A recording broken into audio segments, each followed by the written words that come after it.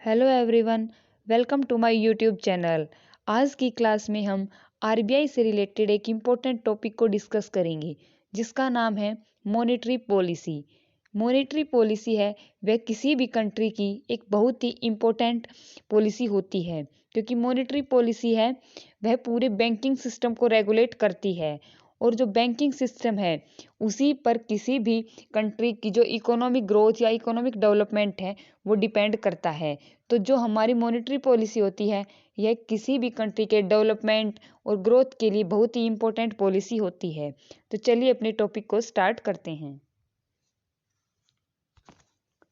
सबसे पहले देखेंगे what is monetary policy. Monetary policy refers to the policy through which central bank of India that is RBI controls supply of money, availability of money, cost of the money or rate of interest in order to attain a set of objectives focusing on the growth and stability of the economy। जो हमारी ये monetary policy होती है उसके through जो RBI है वह economy में कुछ चीज़ों को कंट्रोल करता है, जिनमें फर्स्ट है सप्लाई ऑफ मनी, यानी कि क्रेडिट को कंट्रोल करता है।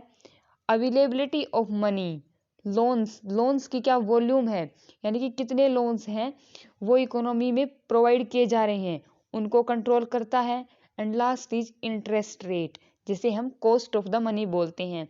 तो आरबीआई अपनी मॉनेटरी पॉलिसी के थ्रू इन तीन चीज़ों को कंट्रोल करता है ताकि वह अपने कुछ सेट ऑब्जेक्टिव्स को वो अचीव कर सके, जो कि हैं growth and stability in economy, ताकि इकोनॉमी में डेवलपमेंट और ग्रोथ को प्रमोट किया जा सके और स्टेबिलिटी है उसको मेंटेन किया जा सके इकोनॉमी में। तो जो हमारी मॉनेटरी पॉलिसी है उसको यूज़ करने के लिए आरबीआई के पास कुछ मेथड्स होते हैं, या फिर बोल सकते हैं कुछ इंस्ट्रूमेंट्स हैं, कुछ तरीके हैं जिनसे आरबीआई है वह क्रेडिट को कंट्रोल करता है।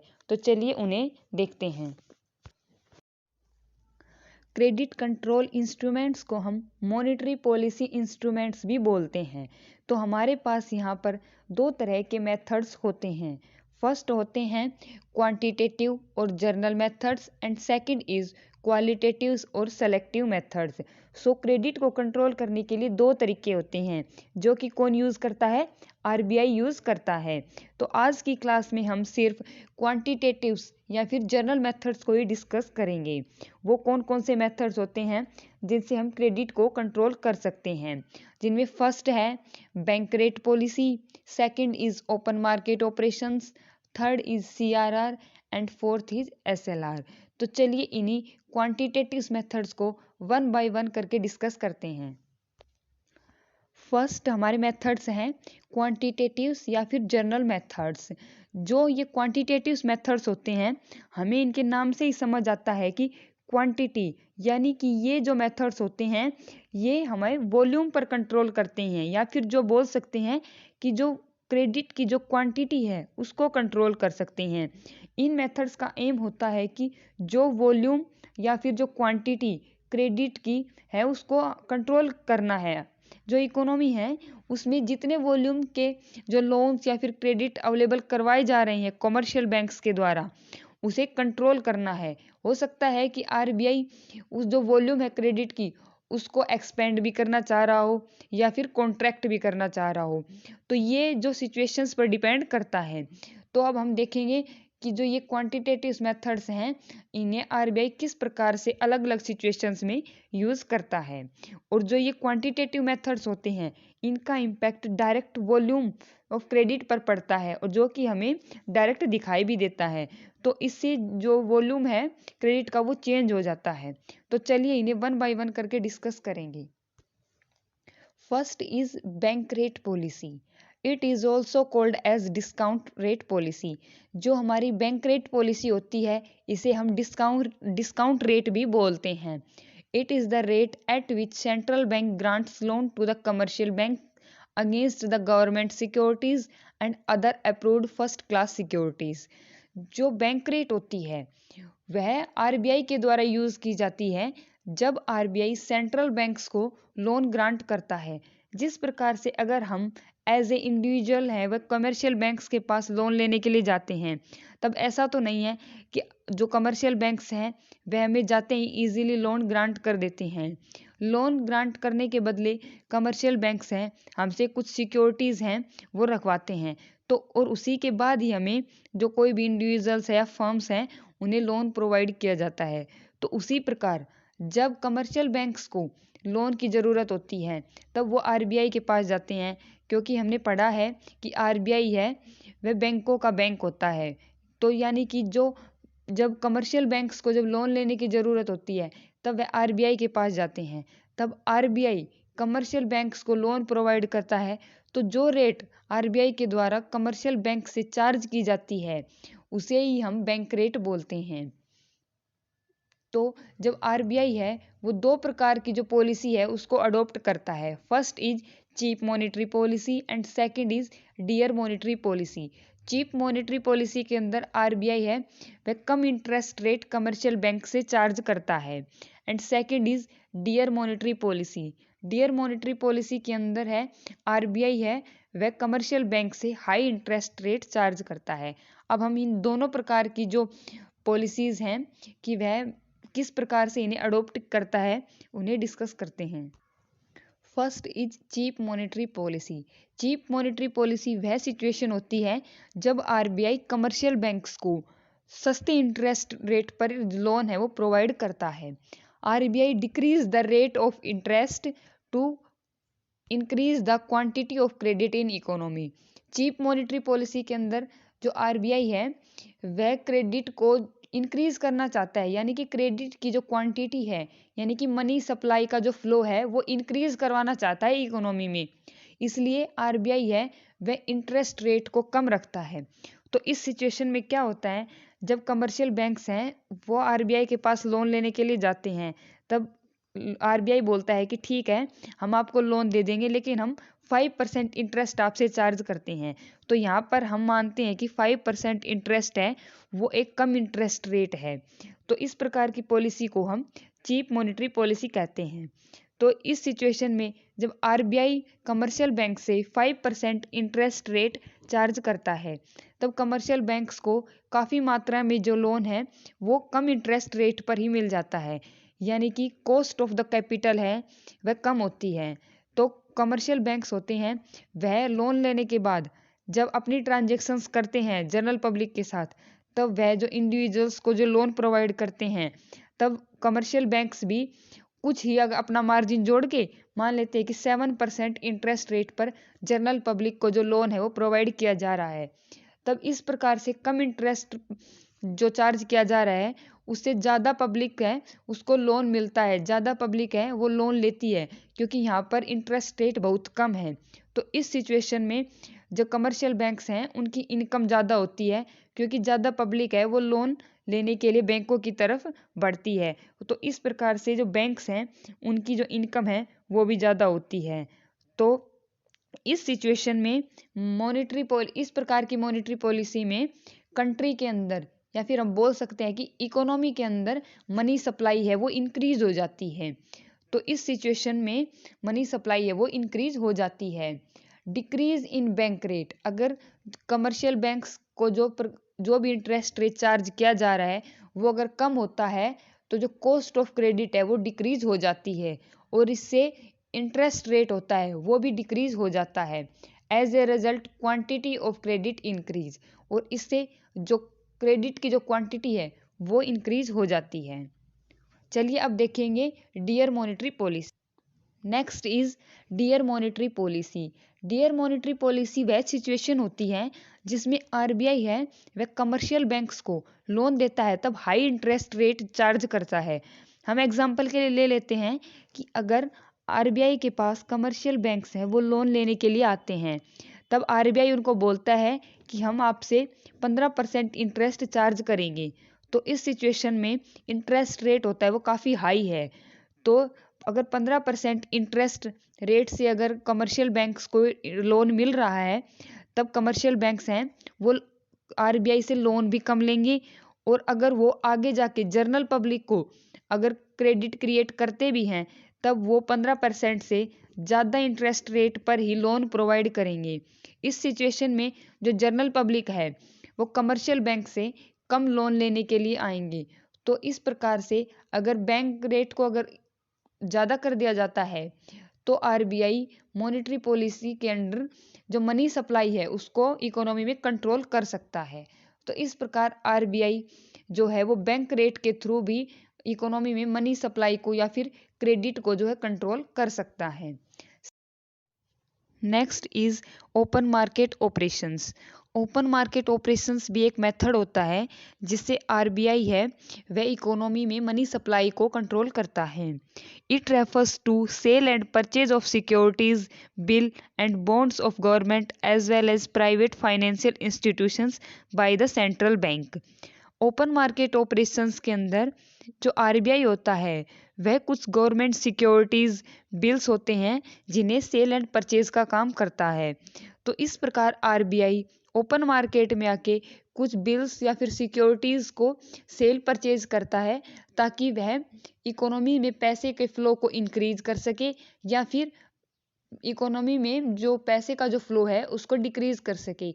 यानी कि अगर उसे मॉनेटरी पॉलिसी के अंडर अगर मनी सप्लाई को इंक्रीज करना होता है तब आरबीआई जो है वह इन बिल्स को सिक्योरिटीज को ओपन मार्केट में आके परचेज करने लग जाता है।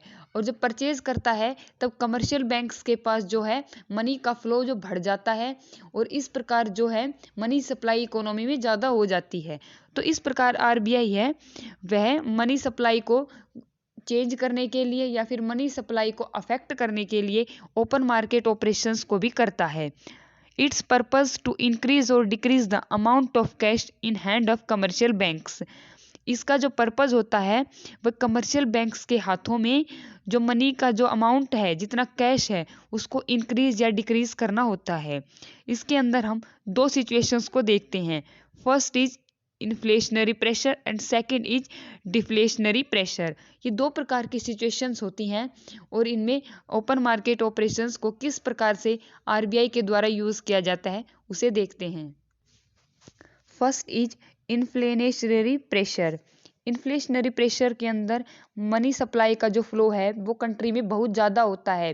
प्राइसेस होते हैं किसी भी कॉमोडिटी के, गुड्स के, सर्विसेज के, वो बहुत ज़्यादा हाई होते हैं। यानी कि हमारी जो इकोनॉमी में है पैसा बहुत ज़्यादा होता है। तो इस सिचुएशन में अगर जो हमारा आरबीआई है वो मनी सप्लाई को कंट्रोल करना चाहता है यानी कि वह चाहता है कि इकोनॉमी में पैसा कम हो तो उस सिचुएशन में आरबीआई के द्वारा क्या एक्शंस लिए जाते हैं। The central bank would sell the government securities to commercial banks.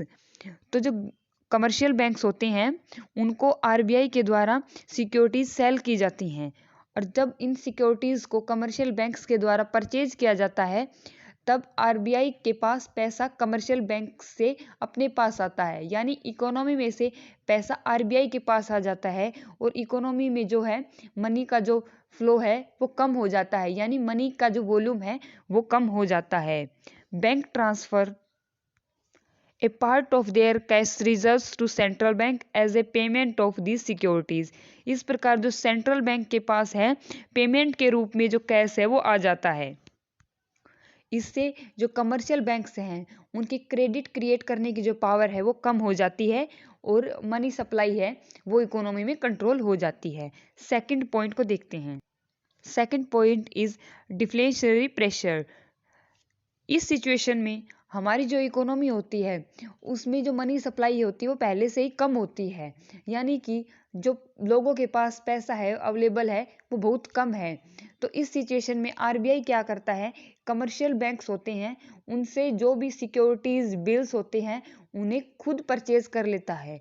जब आरबीआई ओपन मार्केट में आके इन बिल्स को खुद परचेज कर लेता है तब आरबीआई के द्वारा कमर्शियल बैंक्स को पेमेंट की जाती है और जिससे जो मनी का जो फ्लो है वह कमर्शियल बैंक से इकोनॉमी की तरफ हो जाता है और इससे इकोनॉमी में जो है पैसे की जो क्वांटिटी है जो क्रेडिट का जो वॉल्यूम है वो इंक्रीज हो जाता है।